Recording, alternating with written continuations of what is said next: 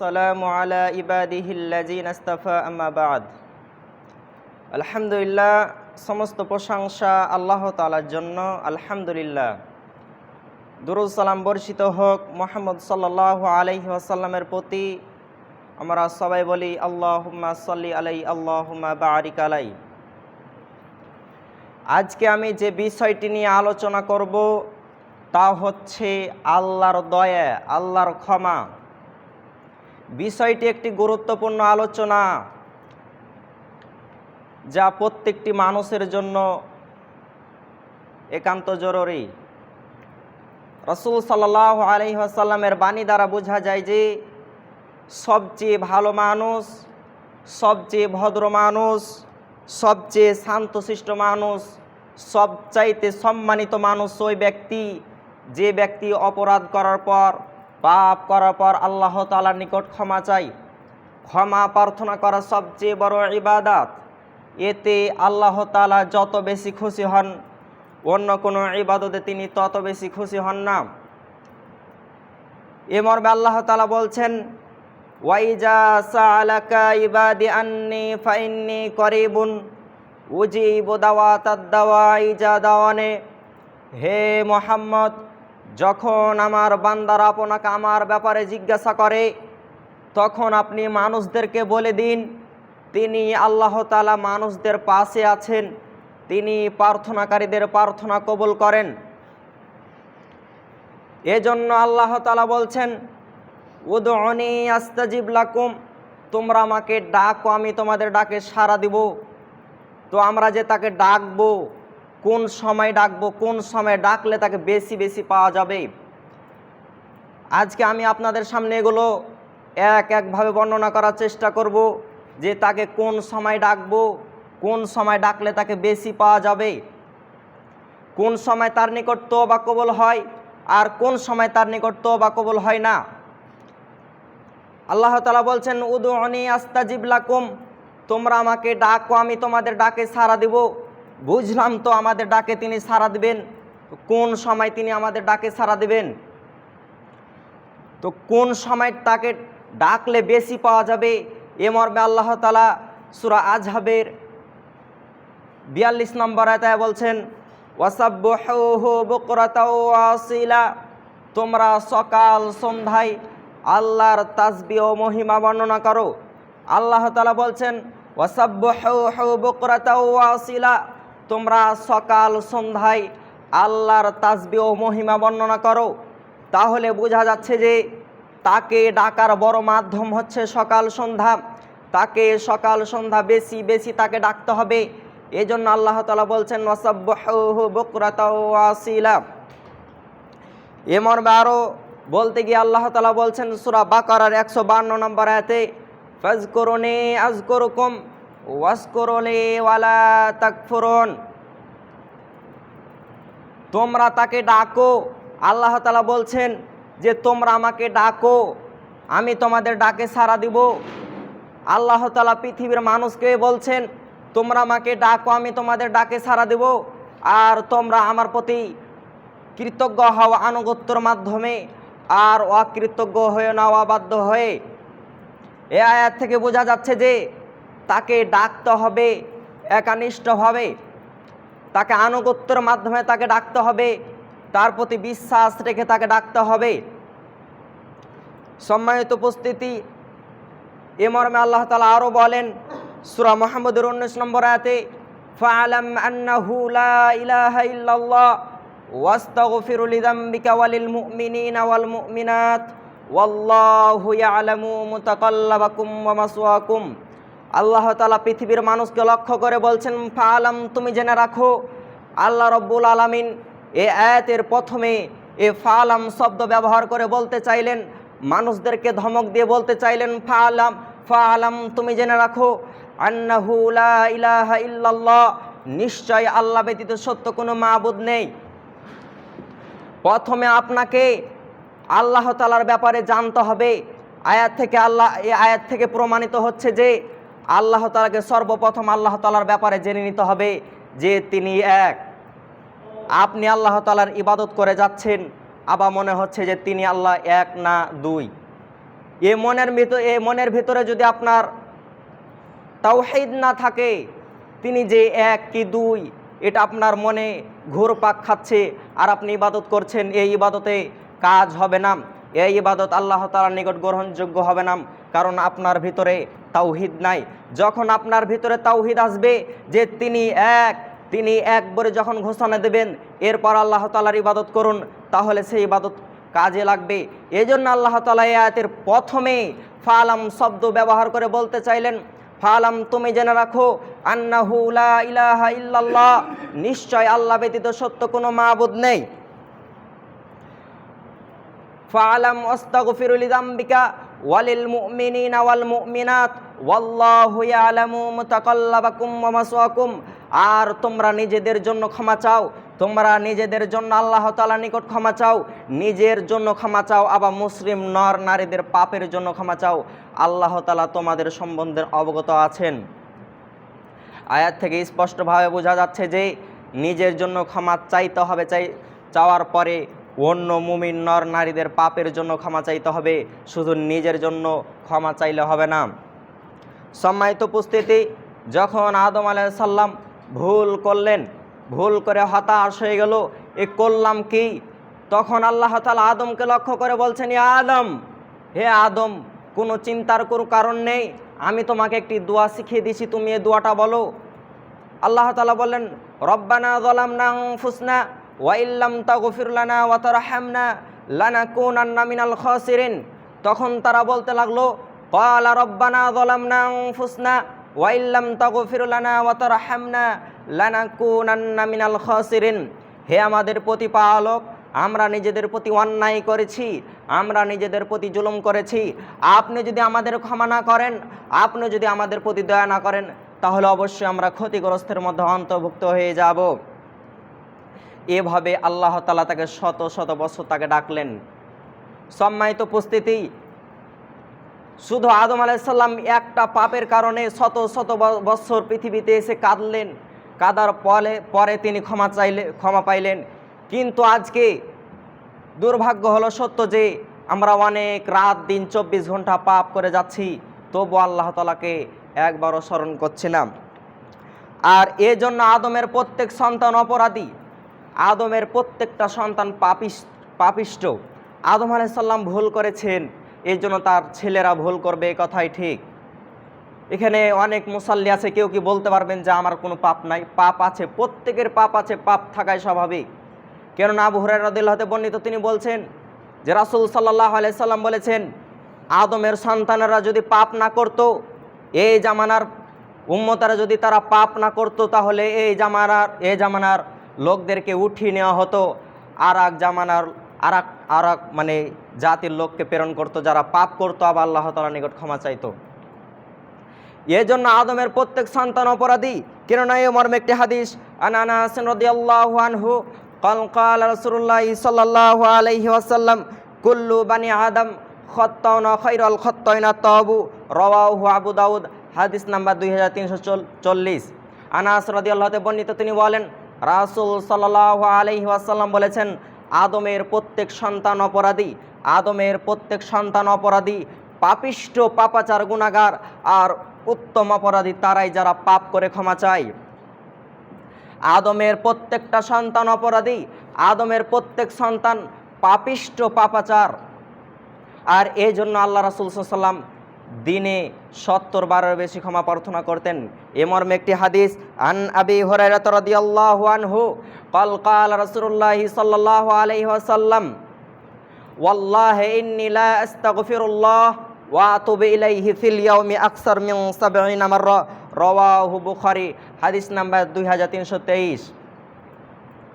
রাসূল সাল্লাল্লাহু আলাইহি ওয়াসাল্লাম বলছেন, আমার কোনো পাপ নাই, আল্লাহ তাআলা আমাকে পৃথিবীতে নিষ্পাপ করে পৃথিবীতে জন্ম দিয়েছেন, আমার কোনো পাপ নাই, তবু আমি আল্লাহ তাআলার নিকট 70 বারের বেশি ক্ষমা প্রার্থনা করি।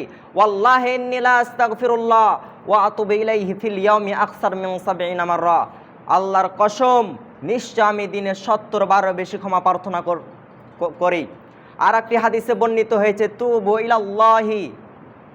তুবু ইলাল্লাহি ফাআন্নী আতুবু ইলাইহি ফিল ইয়াউমি মিয়াতা মাররা, হে মানব মণ্ডলী, তোমরা আল্লাহ তাআলার নিকট ক্ষমা চাও, তোমরা আল্লাহ তাআলার নিকট ক্ষমা চাও, কেননা আমি আল্লাহ তাআলার নিকট প্রায় 100 বার আল্লাহ তাআলার নিকট তওবা করি। দুইটি হাদিস বর্ণিত হয়েছে, একটা হচ্ছে 70 বার আর একটা হচ্ছে 100 বার। তাহলে যে ব্যক্তির পাপ না থাকাতে যদি 70 বার অথবা 100 বার যদি তিনি ক্ষমা চাইতে পারেন, তাহলে আমরা সে নবীর উম্মত, আমাদের পাপ কত আছে, সে পাপের জন্য আমরা দিনে কয়বার ক্ষমা চাই? তিনি যদি 70 বার ক্ষমা চাইতে পারেন, আমাদের ক্ষমা চাওয়া কতবার উচিত? অতএব আমাদেরকে প্রত্যেকেই ক্ষমা চাইতে হবে। কেননা রাসূল সাল্লাল্লাহু আলাইহি সাল্লাম বলছেন যে আল্লাহ তাআলা সব কিছু বান্দার কথা শোনেন।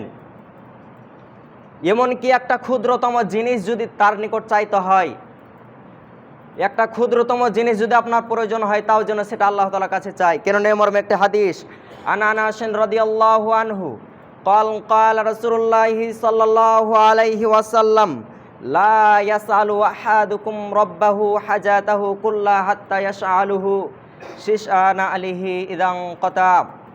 আনাস রাদিয়াল্লাহু তে বর্ণিত, তিনি বলেন রাসূল সাল্লাল্লাহু আলাইহি ওয়াসাল্লাম বলেছেন যে তোমাদের কারো যদি জুতার ফিতা ছিঁড়ে যায়, যদি তোমাদের কারো জুতার দোয়ালি ছিঁড়ে যায়, যদি তোমাদের কোনো স্যান্ডেলের ফিতা ছিঁড়ে যায়, তাহলে যেন সেটা আল্লাহ তাআলার কাছে চাই। একবার কি চিন্তা করেছেন যে জুতার ফিতা যদি ছিঁড়ে যায়, তাও সেটা যেন আল্লাহ তাআলার কাছে সেটা চাই? কেননা ছোট হোক, বড় হোক, ক্ষুদ্রতম হোক, সব কিছু আল্লাহ তাআলার নিকট চাইতে হবে।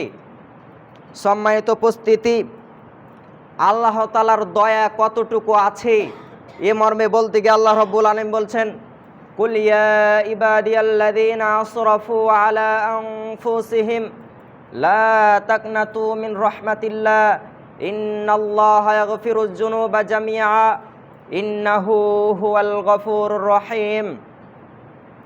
হে ঈমানদারগণেরা, যারা তোমরা অপরাধ করেছো, তোমরা আল্লাহর রহমত হতে নিরাশ হয়ো না, কেননা তিনি হচ্ছেন ইন্নাহু হুয়াল গফুরুর রহিম, তিনি ক্ষমাশীল ও দয়ালু।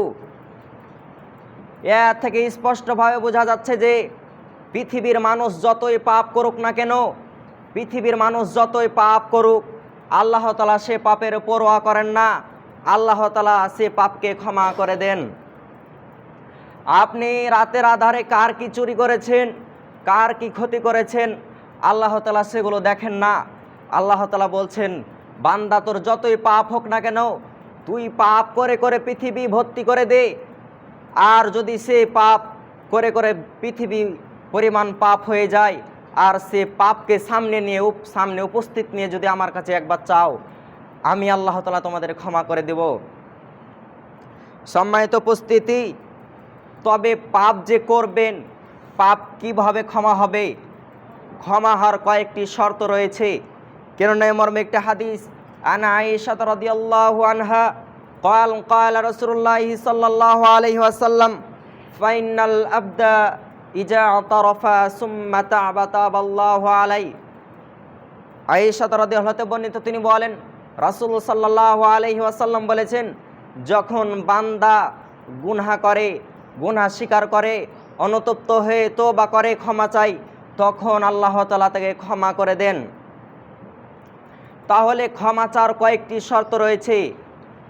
এক, যে আপনি যে পাপটা করছিলেন, সে পাপটা আল্লাহ তাআলার কাছে স্বীকার করতে হবে যে আল্লাহ তাআলা, আমি এ পাপটা করেছি, এ পৃথিবীতে যতদিন বেঁচে থাকবো এ পাপ আর কোনো দিন করবো না। দুই, আপনি যে পাপটা করছেন সে পাপটা বন্ধ করতে হবে। কেননা আপনি ঘুষ খেয়ে যাচ্ছেন, আবার আল্লাহ তাআলার কাছে ক্ষমা চাচ্ছেন, আবার ঘুষ খাচ্ছেন, আবার ক্ষমা চাচ্ছেন, আবার ঘুষ খাচ্ছেন, আবার ক্ষমা চাচ্ছেন, এভাবে ঘুষ খেয়ে যাচ্ছেন আর ক্ষমা চাচ্ছেন, এটা কিন্তু হবে না। আপনাকে প্রথমে সেই যেটা আপনি অন্যায় করছিলেন, সে অন্যায়টা আপনাকে বন্ধ করে দিতে হবে, এরপর আপনাকে আল্লাহ তাআলার নিকট তওবা করতে হবে। 3, আল্লাহ তাআলার কাছে একানিষ্ঠভাবে ক্ষমা চাইতে হবে। আপনি সব কিছু যখন স্বীকার করলেন, আপনাকে সে পাপটা বন্ধ করে দিতে হবে। এরপর আপনাকে আল্লাহ তাআলার নিকট ক্ষমা চেয়ে আপনি যখন মুমিন বান্দা হয়ে যাবেন, তখন আল্লাহ তাআলার ইবাদত করবেন। সম্মানিত উপস্থিতি, তো দুইটি সময় ব্যতীত আল্লাহ তাআলার নিকট সব সময় তার নিকট তওবা কবুল হয়। দুইটি সময় ব্যতীত আল্লাহ তাআলার নিকট সব সময় তওবা কবুল হয়। কারণে মর্মে একটি হাদিস আবি হুরায়রা রাদিয়াল্লাহু আনহু قال قال رسول الله صلى الله عليه وسلم من تاب قبل أن تطلع الشمس من مغربها تاب الله عليه। প্রত্যেকটা দিন প্রভাতে পূর্ব দিক থেকে সূর্য ওঠে, কিন্তু যেদিন পশ্চিম দিক হতে সূর্য উঠে যাবে সেদিন কিন্তু তওবার দরজা বন্ধ হয়ে যাবে, আর সেটা হচ্ছে কিয়ামতের নিকটবর্তী সময়ে। অর্থাৎ যখন সূর্য পশ্চিম দিক থেকে যখন সূর্য উঠে যাবে তখন কিন্তু তওবার দরজা বন্ধ হয়ে যাবে। সম্মানিত উপস্থিতি, আর আরেকটি হচ্ছে বাদাল গারগার, যখন মালাকুল মাউত চলে আসবে আপনার সামনে তখন কিন্তু তওবার দরজা বন্ধ হয়ে যাবে। কেননা মূসা আলাইহিস সালামের চাচাতো ভাই কারুন, এ ব্যক্তি যাকাত দিত না। তখন আল্লাহ তাআলা তখন মূসা আলাইহিস সালাম বললেন, তুমি যাকাত দাও।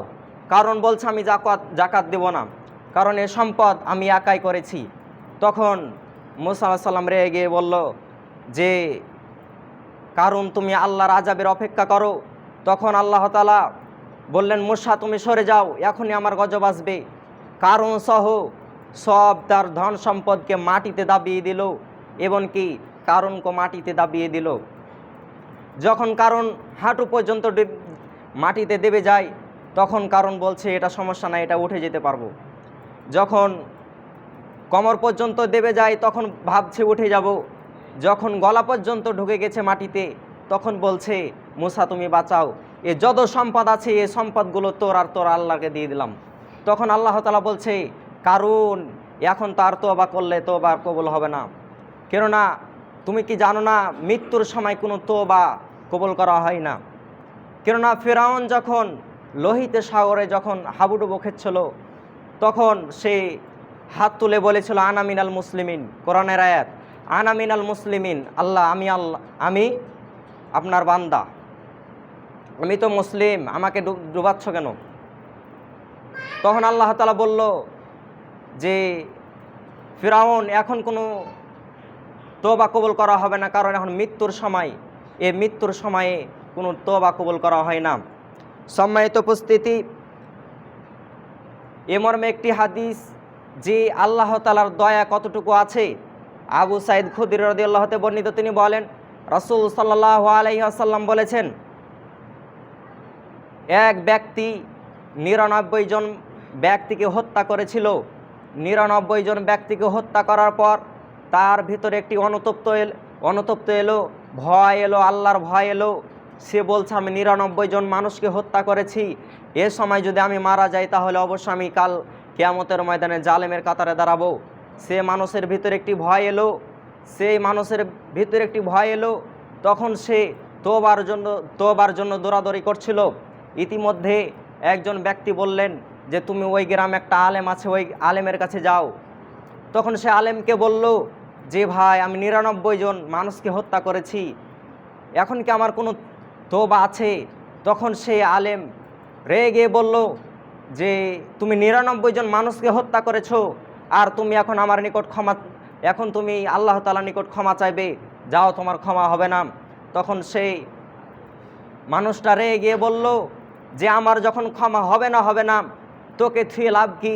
সে আলেমটাকে হত্যা করে ফেললো, ১০০ জন মানুষ হয়ে গেল।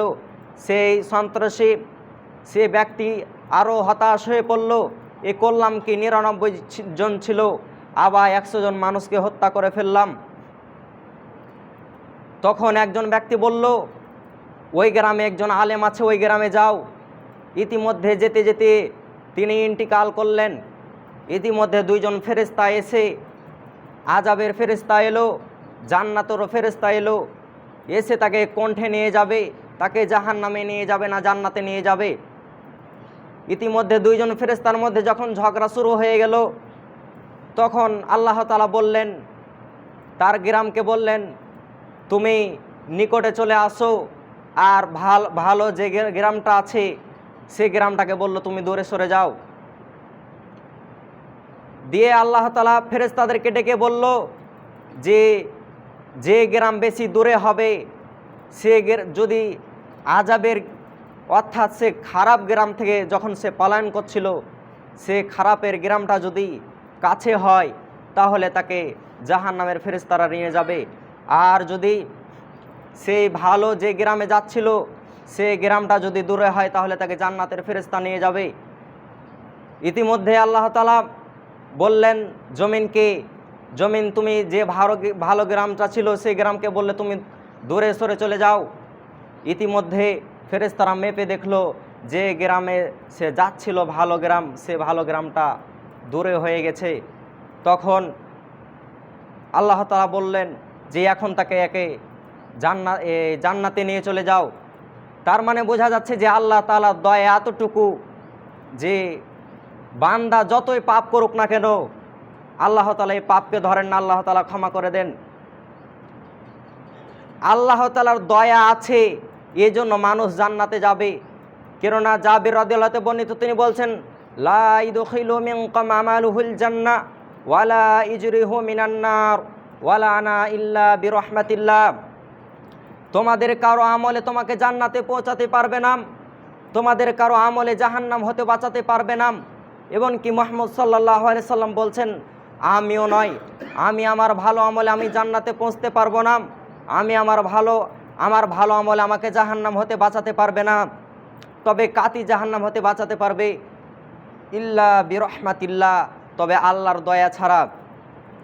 আল্লাহর দয়া ব্যতীত কেউ জান্নাতে পৌঁছতে পারবে না, আল্লাহর দয়া ব্যতীত কেউ জাহান্নাম হতে বাঁচতে পারবে না।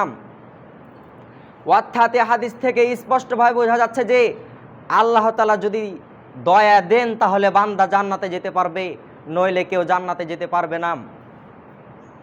সম্মানিত উপস্থিতি, তাহলে আল্লাহ তাআলার দয়া পেতে হবে, আল্লাহ তাআলার দয়া পেতে হবে, আল্লাহ তাআলাকে ডাকতে হবে বেশি বেশি। কেননা কেউ যদি জীবনে খুব বেশি সফল হতে চায় তাহলে তাকে রাতের সালাত বেশি বেশি পড়তে হবে। কেননা রাতের সালাতে তাকে বেশি বেশি পাওয়া যায়, গভীর রজনীতে তাকে আল্লাহ তাআলাকে পাওয়া যায়। সম্মানিত উপস্থিতি, কেননা আবু যার গিফারী রাদিয়াল্লাহু আনহু বর্ণিত, তিনি বলেন রাসূল সাল্লাল্লাহু আলাইহি সাল্লাম বলেছেন, আল্লাহ তাআলা বলেন, হে আমার বান্দারা যারা তোমরা অপরাধ করেছো, হে আমার বান্দারা যারা তোমরা রাত দিন 24 ঘন্টা অপরাধ করেছো, আমি সে অপরাধকে ধরি না। তোমরা আমার নিকট ক্ষমা চাও, আমি তোমাদের ক্ষমা করে দেব। এজন্য আল্লাহ তাআলা বলছেন, ওয়াইজা সাআলাকা ইবাদি আন্নি ফাইন্নি করিবুন উজিবু দাওয়াতাদ দাওয়াই ইজা দাওয়ানে। যখন আমার বান্দারা হে মুহাম্মদ, যখন আমার বান্দারা আপনাকে আমার ব্যাপারে জিজ্ঞাসা করে তখন আপনি মানুষদেরকে বলুন, তিনি আল্লাহ তাআলা মানুষদের পাশে আছেন, তিনি প্রার্থনাকারীদের প্রার্থনা কবুল করেন, তিনি মানুষদের পাশে সব সময় আছেন। সম্মানিত উপস্থিতি, তিনি মানুষদেরকে ছেড়ে কোথাও যাবে না, তিনি মানুষদের পাশে আছেন। আল্লাহ তাআলার নিকট বেশি বেশি তওবা করতে হবে, বেশি বেশি ক্ষমা চাইতে হবে।